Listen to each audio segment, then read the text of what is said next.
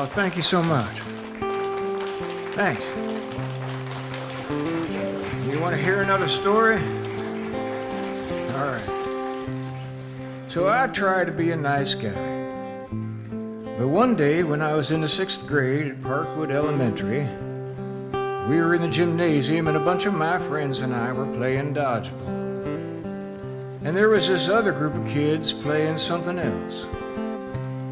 Anyway, I was running as fast as I could in a counterclockwise direction, while at the same time, another kid was running as fast as he could in a clockwise manner. And neither one of us were paying much attention to our surroundings.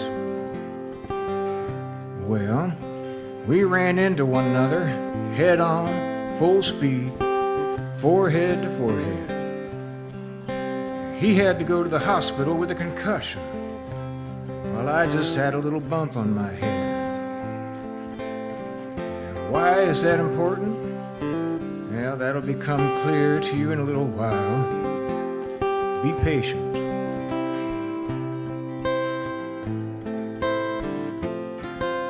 I had my first paying gig with my band, The Blokes, at the Shelby County Boat Club when I was in the 8th grade. We thought we were pretty good. But looking back now, I know we were awful. And let me tell you just a little bit about the town where I grew up. When I was younger and the days were long and the lines were clear between right and wrong, I could ride my bike way across town and spend all day just messing around.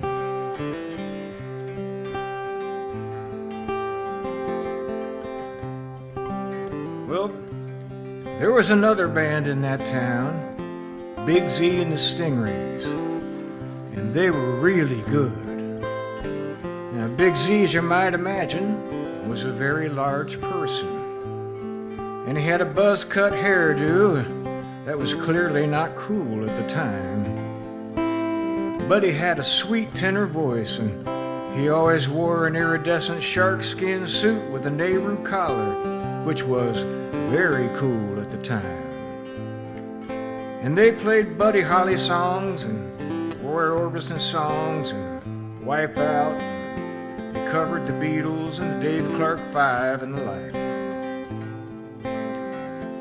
Now, Z's voice didn't quite fit with the Rolling Stones material, and they were way too white to do Motown. But like I said, they were really good. And along about then, the factories were humming, everybody got paid. The world depended on the things we made. Weekends driving with Boone's Farm and strolls, cruising for girls and everybody I know.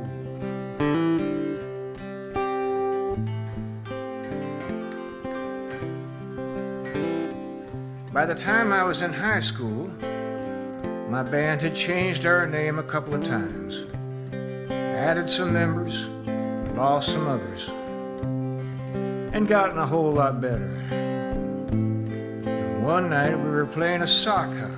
I never could quite figure out why they called it that. Anyway, we were in the Central Junior High gymnasium, and for some reason or another, Big Z was in the crowd. And when we played our rendition of Peter and Gordon's I Go to Pieces, remember that song? I go to pieces and I wanna die. Go to pieces and I almost cry every time my baby passes by. Well, to heighten the drama of the song, I would fall to my knees during that last refrain and sing my little heart out. So there I was, on my knees, singing my heart out, and I looked up and saw that Big Z was right in the front of the stage, and he was wiping away tears from his eyes, and I thought, well, how cool is that? I go to places we used to go, but I know you never show.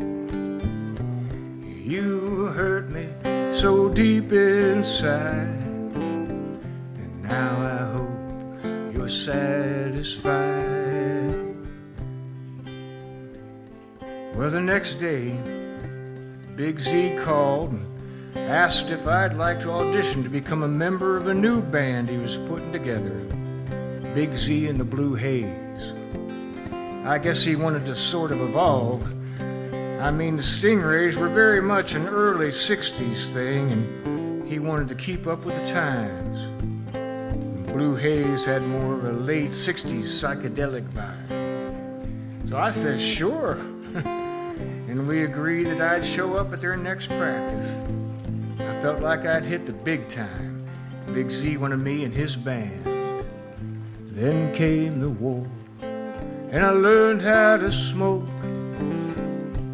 Times were changing, and I lost a little hope.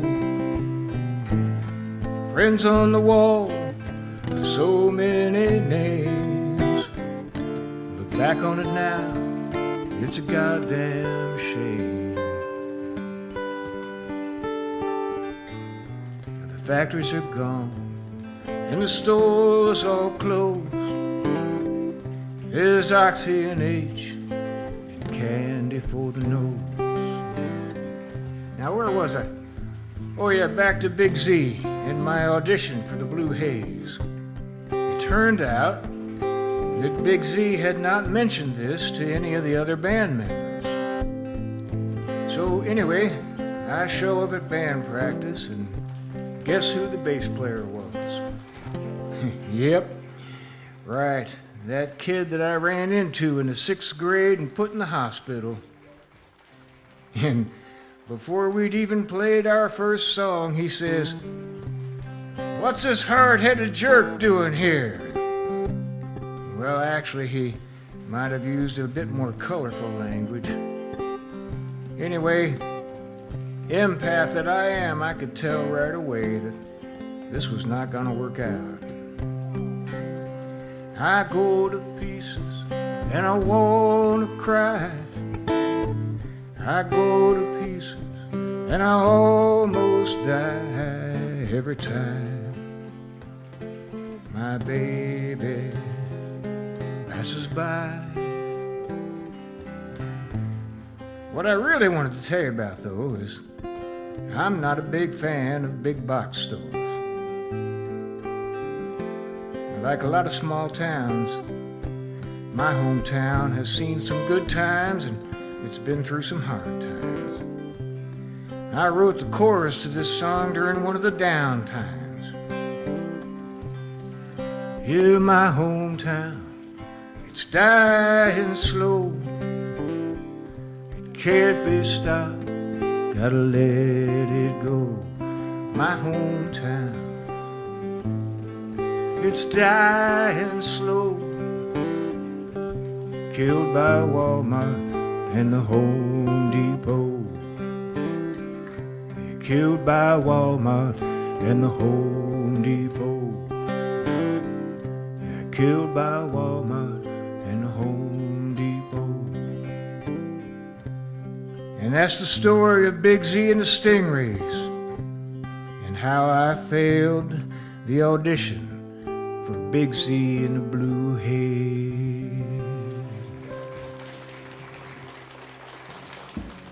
Thank you so much.